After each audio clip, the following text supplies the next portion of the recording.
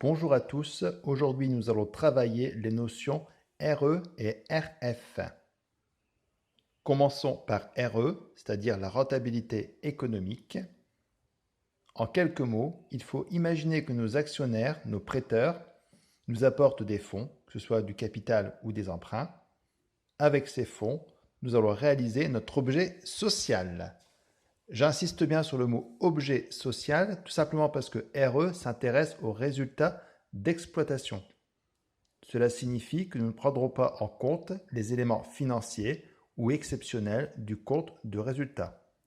On s'arrête aux résultats d'exploitation. À partir des fonds obtenus, la société devra dégager un maximum de résultats d'exploitation.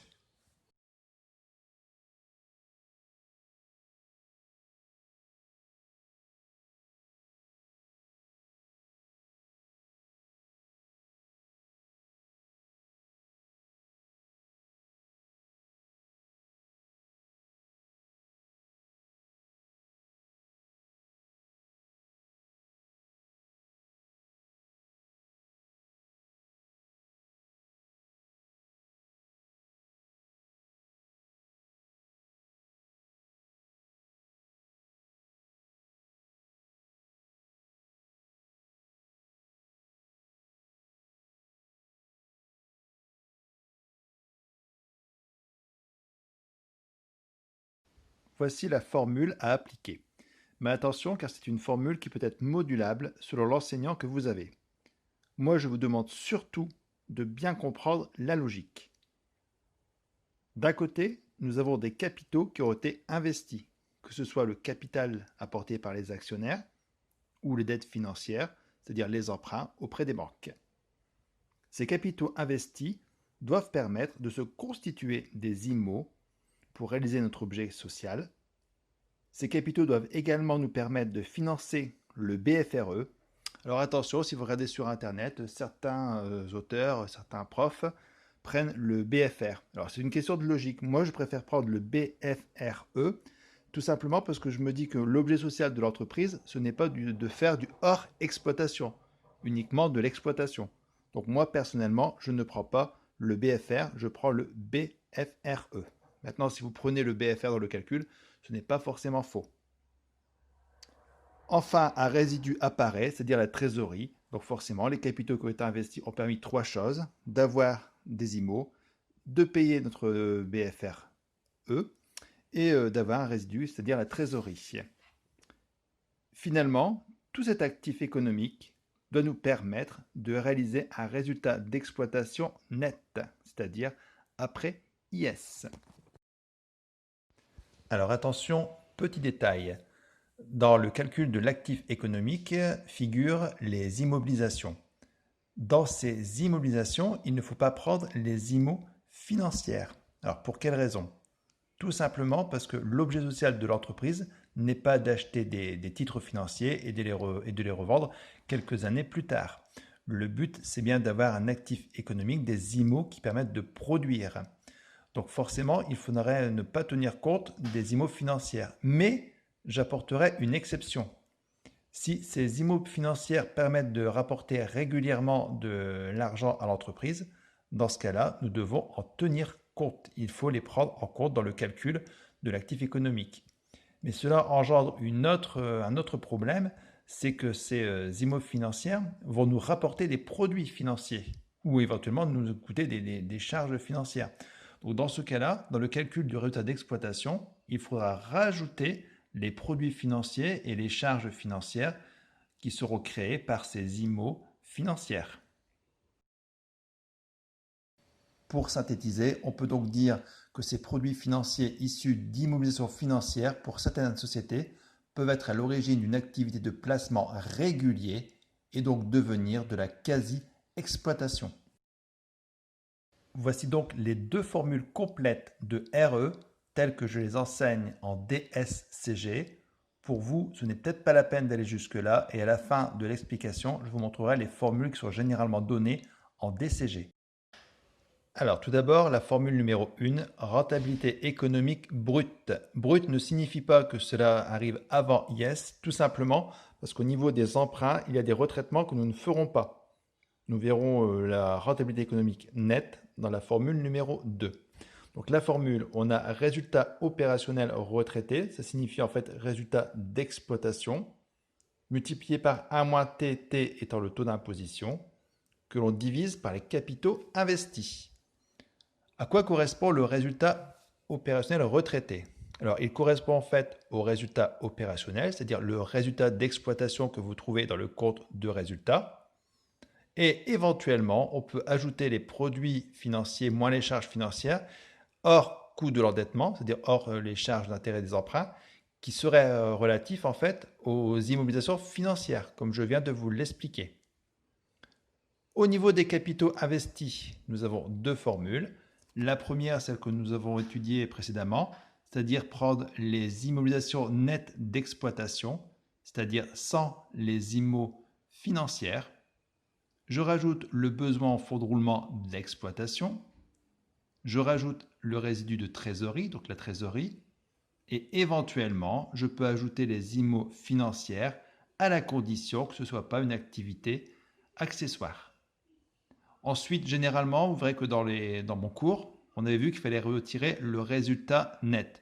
Vous devez le faire, il n'y a pas de souci. Le problème, c'est que logiquement, une partie de ce résultat va être mis en réserve. Donc, tout ce qui serait mis en réserve ne doit pas être retiré. Ce qu'on doit réellement retirer, c'est l'argent qui a été investi, mais qui va être retiré, c'est-à-dire la partie des dividendes qui vont être distribués, les dividendes distribués. Autre possibilité, calculer les capitaux investis à partir des capitaux propres. Donc, je prends le montant de mes capitaux propres, j'ajoute les intérêts minoritaires, c'est si on est en DSCG, je rajoute mes dettes financières à court, moyen et long terme, les provisions pour retraite et avantages au personnel, c'est pareil, ça concerne plus le DSCG, et je rajoute éventuellement le solde créditeur de banque, c'est-à-dire que si jamais j'ai un découvert bancaire, malheureusement, je me suis financé par un découvert bancaire. Donc, quelle que soit, comme je dis tout à l'heure, la couleur de l'argent, je m'en fiche, c'est du financement. Donc, ce découvert bancaire doit aussi venir participer à mes capitaux investis. Et je retire les dividendes distribués. Alors, quand on est en DCG, on retire le résultat net généralement. C'est une erreur. On doit retirer uniquement ce qui va sortir de mes capitaux investis et ce qui va sortir, ce sera mes dividendes distribués. On obtiendra ainsi par la formule la rentabilité économique brute qui doit être la plus élevée possible. Concernant la deuxième formule, donc la rentabilité économique nette, net signifie que nous allons faire des retraitements au niveau de la trésorerie.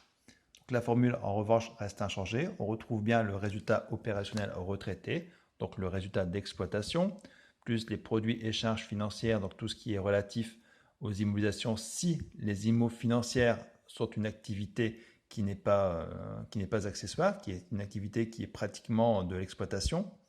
On va ajouter en revanche ici, par rapport à la première formule, les produits de placement de trésorerie, c'est-à-dire que si on a de la trésorerie placée à très court terme, soit en VMP, soit en SICAV monétaire, on va les ajouter dans le résultat d'exploitation. C'est la grosse différence avec la formule numéro 1. Au niveau des capitaux investis, la formule reste la même. On utilise souvent cette formule-là. On part très rarement des IMO net plus le BFRE plus trésorerie. On prend plutôt cette formule des capitaux propres. Donc capitaux propres plus les intérêts minoritaires et les provisions pour retraite et avantages au personnel si vous êtes en DSCG. Autrement, on rajoute toujours les dettes financières à court, moyen et long terme. Le solde créditeur de banque, donc éventuellement les découverts bancaires. Mais on va retirer ici les disponibilités et équivalents de trésorerie. Comme on veut en fait une rentabilité économique nette aux emprunts qu'on a pu faire pour se financer, on va retirer ce qui n'a pas été utilisé, donc les disponibilités et les équivalents de trésorerie. En gros, si on a emprunté et qu'on ne s'est pas servi de l'emprunt, que l'argent est resté dans notre compte 512, c'est de l'argent qui dort, donc on va ici le retirer des capitaux investis puisque finalement ça n'a pas été investi, ce qui est assez logique. Donc on retire par rapport à la formule numéro 1 les disponibilités et équivalents de trésorerie. Voilà. Et je retire également les dividendes distribués. Donc dans la formule classique, c'est le résultat net que l'on retire. Mais n'oubliez pas que si l'on réfléchit, ce que l'on doit retirer réellement, c'est l'argent qui ne va pas rester dans les capitaux investis, c'est-à-dire les dividendes que l'on va distribuer. Alors maintenant, au niveau du DCG, la formule est beaucoup plus simple. Généralement, on utilise pour calculer la rentabilité économique le résultat d'exploitation net d'IS divisé par les capitaux investis ou actifs économiques. Alors, attention au net d'IS, parfois il est demandé de calculer la rentabilité économique avant IS. Donc faites bien attention avant de vous lancer à ce qui sera indiqué dans l'énoncé. Alors, je vous ai mis ici en caractère gras ce qu'on utilise généralement dans la formule au niveau du DCG. Donc, on prend le résultat d'exploitation, c'est-à-dire les produits d'exploitation moins les charges d'exploitation. À ce montant-là, forcément, vous allez retirer le montant de l'IS. Et au niveau de l'actif économique ou des capitaux investis, donc pour l'actif économique, on utilise les IMO d'exploitation en valeur nette. Souvent, on ne se préoccupe pas de tout ce qui va être IMO financière. On les laisse dedans. On prend directement toutes les IMO d'exploitation en valeur nette, plus le BFRE ou le BFR. Vous savez que moi, je préfère utiliser le BFRE, mais certains profs utilisent le BFR. C'est plus logique pour moi d'utiliser le BFRE, plus la trésorerie active. Pour le reste, c'est plus du niveau DSCG. Ou alors je pars pour mes capitaux investis des capitaux propres. Donc capitaux propres hors résultat de l'exercice forcément, plus mes dettes financières.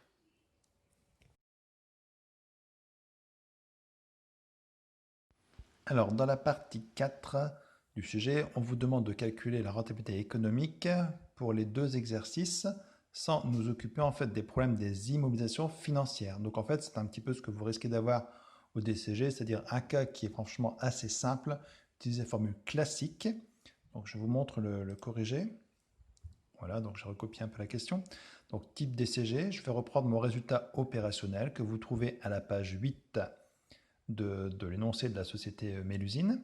Je vais calculer un IS à 28%, ce qui me donne un résultat opérationnel après IS pour 2019 de 5 119 200. Et pour 2020, en fait, j'ai un résultat c'est une perte, qui est la même que le résultat opérationnel, puisqu'il n'y a pas d'impôt négatif sur Podium, il n'y a pas d'économie d'impôt à calculer, il n'y a pas d'impôt, vu qu'on est en perte. Je calcule ensuite l'actif économique ou les capitaux investis. Je peux calculer soit par l'une méthode, soit par l'autre. N'oubliez pas que les capitaux investis, quoi qu'il arrive, vont se transformer en actifs économiques. Donc logiquement, on a à peu près les mêmes montants. Si ça tombait à l'examen, logiquement, sans trop de difficulté, vous retrouveriez les mêmes montants. On vous donne des situations assez simples, même en DSCG. Là, à partir d'un cas réel d'entreprise, il faut choisir, vraiment étudier chaque élément d'entreprise pour vraiment avoir le même résultat.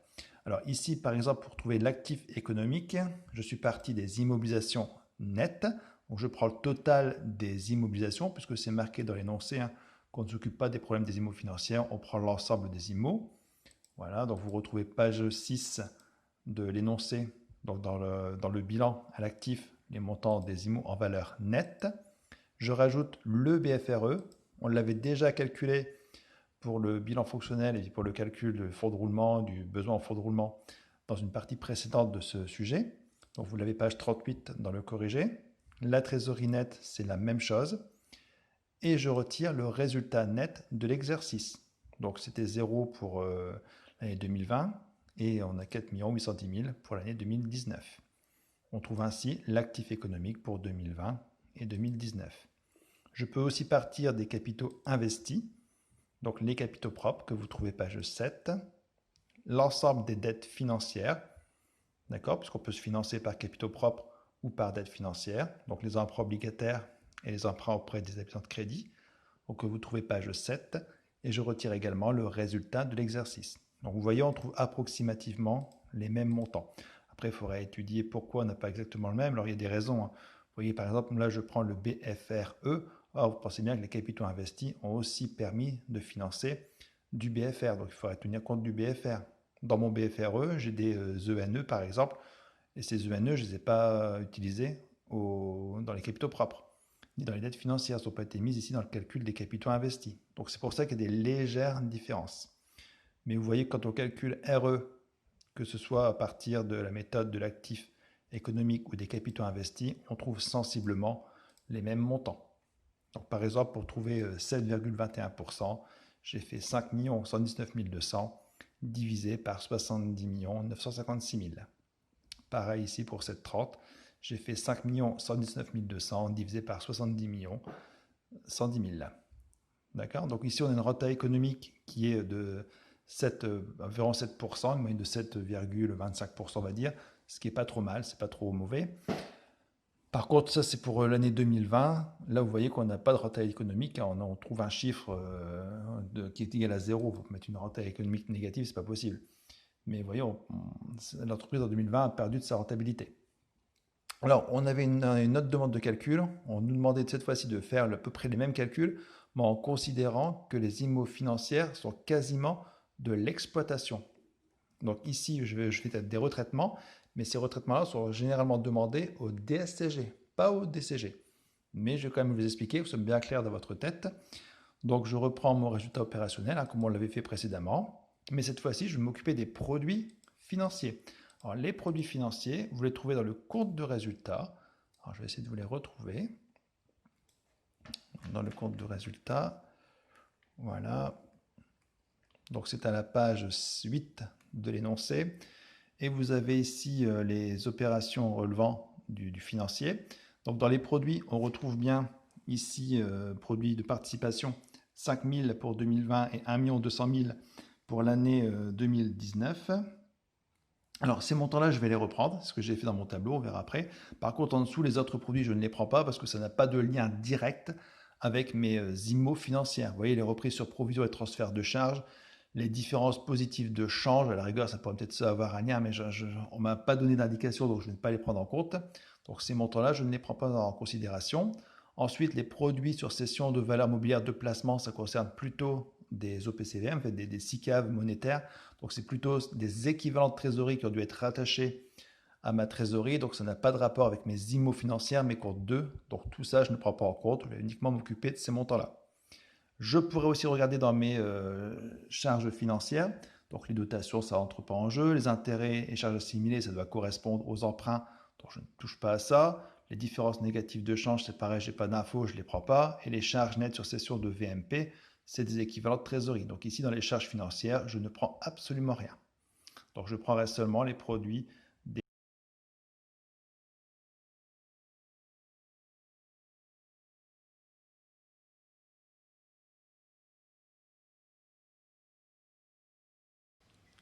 Donc je reporte mes produits financiers. Ici, je vais additionner au résultat opérationnel, donc le résultat d'exploitation, ces produits financiers afin d'obtenir un résultat retraité pour 2020 et pour 2019. Pour 2020, ça ne change pas grand-chose, nous serons toujours en perte. Par contre, pour 2019, on a de gros produits financiers qui vont permettre d'augmenter en fait le montant du résultat opérationnel. Donc, on aura plus de résultats opérationnels et donc on paiera plus d'IS. Donc, l'IS sera calculé sur à la fois le résultat opérationnel et les produits financiers. Ensuite, je m'occupe de calculer mon actif économique. Ici, il n'y a pas de changement par rapport au premier exercice qu'on a vu juste au-dessus. On retrouve les mêmes montants. Je calcule mes capitaux propres, c'est pareil, il n'y a pas de modification. On retrouve exactement la même chose. Donc, je calcule ma renta économique des deux méthodes et je trouve cette fois-ci 8,43 et 8,53 pour 2019. Pour 2020, forcément, on est toujours sur une renta négative, donc on met 0%. Il y a toujours une grosse chute entre 2019 et l'année 2020 au niveau de la rentabilité économique, ce qui est très inquiétant puisque cela montre que l'entreprise, au niveau de son exploitation, ne dégage pas de rentabilité. Et même en considérant que les IMO financières sont de l'exploitation.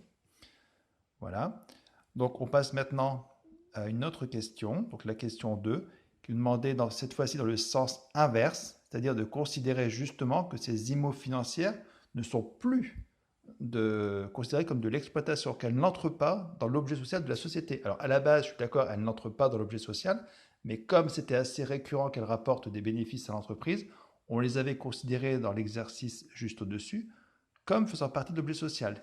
Ici, l'énoncé nous demande de prendre la situation inverse et de considérer qu'elles n'entreront pas dans l'activité d'exploitation de la société. Donc mon résultat opérationnel, je reprends celui de base. Je ne rajoute pas les produits financiers comme j'ai pu le faire. Au niveau des immobilisations nettes, cette fois-ci, je dois retirer le montant des immobilisations financières. Donc par exemple, pour l'année 2019, je vous ai mis le calcul ici. Donc vous trouvez ça forcément dans le bilan, à l'actif du bilan. Je ne sais pas si je peux vous le montrer. L'actif du bilan, bah justement, doit être dessus. Voilà, donc les IMO financières, vous les avez ici, donc en valeur nette. Donc par exemple, pour l'année 2020, nous retrouvons 50 000 et 1 250 000. Et juste à côté, ici, vous ne le voyez pas, mais on a 50 000 et 5 millions. Voilà, donc c'est bien ce que j'ai fait. J'ai repris le montant de mes IMO nets et j'ai retiré les 50 000 et les 5 millions, par exemple, pour l'année 2019. On aboutit à 47 430 000. Je fais une nouvelle addition pour l'actif économique. Au niveau, cette fois-ci, des capitaux investis, il n'y a pas de changement. Je n'ai rien modifié. Je calcule ma nouvelle rentabilité économique et cette fois-ci, je tombe à 7,77 et 7,30.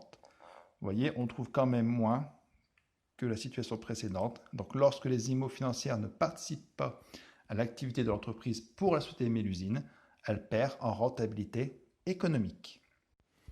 Pour les étudiants qui sont en DSCG, le calcul est un petit peu plus complexe. Alors, si je prends aussi la question 3, toujours de la partie 4 du sujet, calculer la rentabilité économique pour les DSCG en considérant que les immobilisations financières participent activement à l'activité de l'entreprise. Donc, dans ce cas-là, je dois prendre au niveau du calcul du résultat opérationnel après IS, je dois prendre en compte les produits financiers relatifs à ces immobilisations financières, ce que j'ai fait ici. Voilà, donc ça ne bouge pas par rapport à certains calculs qu'on a fait précédemment. Le calcul ensuite, alors on préfère quand on est généralement en DSCG passer plutôt par la méthode des capitaux investis parce qu'il y a des retraitements ici qu'on peut faire un peu, on va dire, supplémentaires. Alors les capitaux propres ne bougent pas, par contre les dettes financières vont bouger puisqu'on a un emprunt en crédit bail qui va apparaître, on peut retraiter éventuellement le crédit bail, alors c'est très rare qu'ils vous le mettent, hein, mais on ne sait jamais. Donc je rajoute ici du crédit bail puisqu'on a acquis une IMO en crédit bail. Enfin, on a acquis, non, disons qu'on loue une IMO en crédit bail, mais si nous en étions propriétaires, pour l'acquérir, il aurait fallu absolument faire un emprunt pour l'avoir. Donc, on aurait fait un emprunt de 10 millions d'euros en 2020, puisque cette IMO, on l'utilise depuis l'année 2020. Elle serait déjà amortie d'une année. Donc, en fait, un amortissement de 2 millions. Il resterait donc en valeur nette pour cette IMO, ce que j'ai mis ici, si on calcule avec l'actif économique, une valeur nette de 8 millions. Donc, parallèlement, c'est comme si on avait fait un emprunt de 10 millions et qu'on avait déjà remboursé 2 millions. Alors ensuite, je dois m'occuper de la trésorerie et équivalent de trésorerie parce qu'on va considérer que nos capitaux investis, on nous a donné de l'argent. L'argent, on ne l'a pas utilisé totalement, donc il reste un résidu. Comme on ne l'a pas utilisé, c'est on va dire une pénalité. Donc on va venir le retirer ici de mes capitaux investis puisque ça n'a pas été investi. Donc je vais retirer pour 2020 582 000 et pour 2019 4 90 000. Vous avez cette info page 6 et je vous ai mis juste à côté voilà, le détail du calcul pour l'année 2019. Alors il s'agit simplement de l'addition de mon compte 512 que vous trouvez à l'actif du bilan et du montant des VMP, puisque dans l'énoncé c'est marqué que les VMP sont considérés comme des équivalents de trésorerie, puisqu'elles sont facilement négociables. Ensuite, petit changement par rapport à ce qu'on peut faire en DCG. En DCG, généralement, on retire le résultat de l'exercice, mais si on veut être très précis, ce n'est pas ça qu'on doit retirer. On doit retirer en fait le montant des dividendes, puisque le résultat, une partie va rester en réserve. Donc ces réserves permettront d'investir, alors que les dividendes vont quitter les capitaux. Donc c'est pour ça qu'en réalité, ce n'est pas le résultat net qu'on doit retirer, mais les dividendes qui seront versés. Alors quand on avait calculé précédemment dans une autre vidéo, dans les tableaux de flux de trésorerie, le montant des dividendes, je vous ai mis ici le résultat, on avait trouvé 4 500 000. Donc en fait, je vais retirer de mes capitaux investis ces 4 500 000. Voilà, ce qui me donne des nouveaux capitaux investis. Cela me permet de calculer une nouvelle rentabilité économique. Et je vais trouver d'un côté 8,40 et de l'autre côté 9,02. Alors j'aurais pu faire peut-être d'autres retraitements, comme par exemple les provisions pour risque et charges que je peux retirer éventuellement de l'actif économique. Mais en fait, comme je ne les ai pas pris en compte dans mes capitaux propres, ce n'est pas la peine de le faire.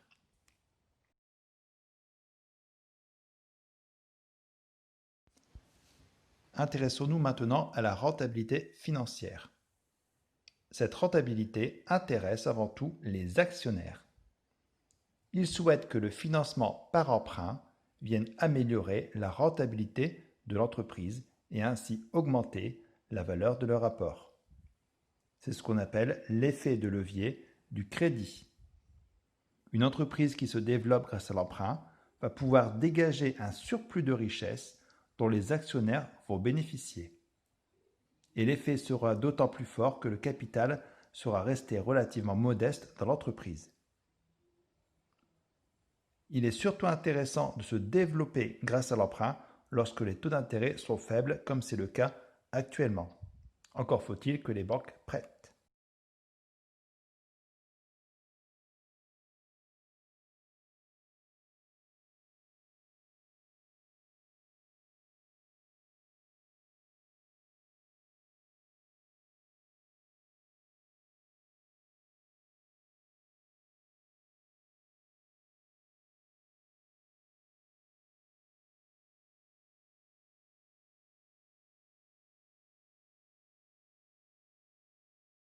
Concernant le calcul de la rentabilité financière, la formule est assez simple. Résultat net de l'exercice après IS divisé par les capitaux propres.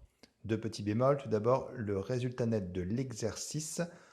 Lorsque l'on est en DSCG, on préfère prendre le résultat courant avant impôt. Ainsi, on va éliminer tous les éléments exceptionnels. Notre but étant de comparer notre RF avec d'autres sociétés ou éventuellement sur plusieurs exercices, il serait bien de lisser notre résultat, c'est-à-dire de ne pas prendre en compte les éléments exceptionnels qui auraient pu doper, entre guillemets, un exercice comptable. Donc généralement, on prend le résultat courant avant impôt.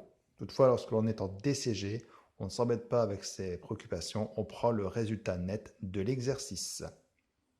Ensuite, je divise par les capitaux propres. Alors les capitaux propres, c'est pareil, je retire le résultat net de l'exercice lorsque l'on est en DCG. Par contre, lorsque l'on est en DSCG, des fois, on préfère retirer uniquement les dividendes. Ce qui est logique, nous, ce qu'on recherche un petit peu, c'est les capitaux, on va dire, investis, combien l'actionnaire a investi. Mais dans ce qu'il a investi, il y aura un retour direct sur investissement, ce qui va percevoir des dividendes. Donc ces dividendes vont quitter les capitaux propres, donc il faut les retirer. Donc logiquement, c'est plutôt capitaux propres moins dividendes. Finalement, je vais calculer la rentabilité financière pour les DCG, puis en parallèle pour les DSCG. Au niveau des DCG, je pars du résultat de l'exercice que vous trouvez page 9. Alors ne faites pas la bêtise de retirer de l'IS dessus, puisque c'est un résultat net. L'impôt a déjà été retiré. Pour les DSCG, je vais partir du résultat courant avant impôt que vous trouvez dans le compte de résultat, donc page 8 de l'énoncé. Je vais retirer forcément ici l'impôt puisque l'impôt n'a pas été calculé dessus. Donc ici, je prends un impôt à 28% et j'obtiens ainsi un résultat courant net. Au niveau des capitaux propres pour les DCG, je prends les capitaux propres de la page 7 auxquels je retire le résultat de l'exercice.